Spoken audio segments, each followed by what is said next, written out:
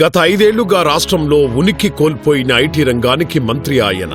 మరోవైపు 5 ఏళ్లలో యువతకు 20 లక్షల ఉద్యోగాలిస్తామని హామీ ఇచ్చిన ప్రభుత్వంలో ఉపాధి కల్పన సబ్ కమిటీ చైర్మన్ ఆయన.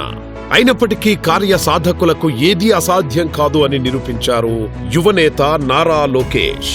ముందుగా ఐటీ రంగానికొస్తే గతంలోనూ ఐటీ మరియు ఎలక్ట్రానిక్స్ శాఖకు మంత్రిగా పనిచేసి అనేక ఐటీ మరియు ఎలక్ట్రానిక్స్ సంస్థలను ఏపీకి తెచ్చిన అనుభవంతో వచ్చే 5 ఏళ్లలో ఈ శాఖ ద్వారా 5 లక్షల ఉద్యోగాలను ఇవ్వాలని లక్ష్యంగా పెట్టుకున్నారు లోకేష్.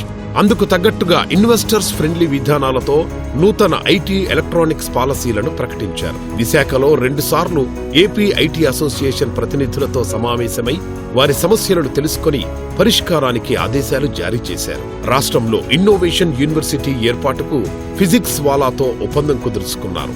గతంలో లోకేష్ కృషితో ఏపీకి వచ్చిన హెచ్సిఎల్ ఇప్పటికే 5,000 మందికి ఉపాధి కల్పిస్తోంది. ఇకపై మరో 15,000 ఉద్యోగాలు కల్పించేలా సంస్థను విస్తరించడానికి ముందుకొచ్చింది. మరోవైపు లోకేష్ గారి కృషి ఫలితంగా గూగుల్ క్లౌడ్, టీసీఎస్ వంటి దిగ్గజ కంపెనీలు రాష్ట్రంలో యూనిట్లు స్థాపించేందుకు ముందుకొచ్చాయి. అదేవిధంగా పౌరులకు సంబంధించిన 134 రకాల సర్టిఫికెట్లను వాట్సాప్ ద్వారా అందించేలా మెటాతో కీలక ఒప్పందం చేసుకున్నారు.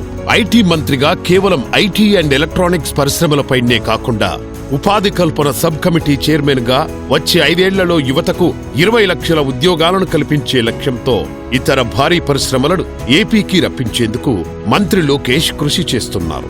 మిగిలిన రాష్ట్రాలన్నీ పెట్టుబడుల వేటలో ఈజ్ ఆఫ్ డూయింగ్ బిజినెస్ ప్రాతిపదికన పనిచేస్తుంటే నారా లోకేష్ గారు ఇంకో అడుగు ముందుకేసి స్పీడ్ ఆఫ్ డూయింగ్ బిజినెస్ వైపు అడుగులు వేస్తున్నారు.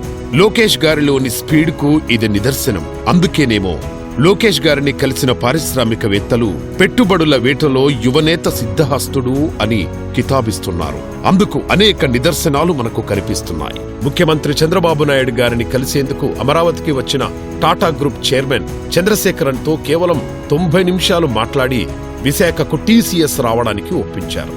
కేవలం 30 రోజుల్లోనే రిలయన్స్ సంస్థ చేత 65,000 కోట్ల పెట్టుబడులను పెట్టించేందుకు ఒప్పించడం, ఒకే ఒక్క జూమ్ కాల్తో పెట్టుబడులు సాధించడం అంటే మామూలు విషయం కాదు.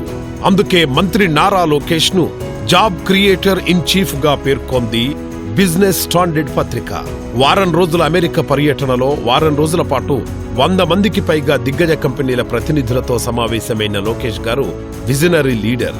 చంద్రబాబు గారి నేతృత్వాన రాష్ట్రంలో అమలు చేస్తున్న ఇన్వెస్టర్స్ ఫ్రెండ్లీ విధానాలను వివరించి రాష్ట్రంలో పెట్టుబడులు పెట్టాల్సిందిగా ఆహ్వానించారు. ఫలితంగా ఆ తర్వాత విశాఖలో వ్యూహాత్మక పెట్టుబడులకు గూగుల్ ఒప్పందం కుదుర్చుకుంది. రాష్ట్రంలోని యువతకు ఉద్యోగాల కల్పనే లక్ష్యంగా లోకేష్ గారి నేతృత్వంలో 2 comms, AP food processing society, Centurion, university of technology and management సంస్థలతో కీలక ఒప్పందాలు చేసుకుంది సిడా.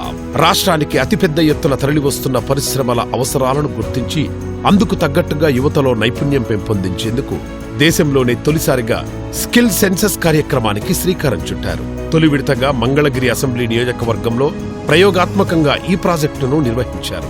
ఇవన్నీ ఒకెత్తైతే విద్యాశాఖ మంత్రిగా రాష్ట్రంలో 16,347 టీచర్ పోస్టుల భర్తీకి శ్రీకారం చుట్టడం, యువతకు ఉద్యోగాలను అందించడం పట్ల లోకేష్ గారికి ఉన్న చిత్తశుద్ధికి నిదర్శనం.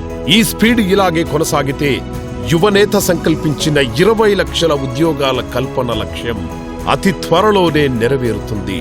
రాష్ట్ర యువత తరపున నారా లోకేష్ గారికి జన్మదిన శుభాకాంక్షలు.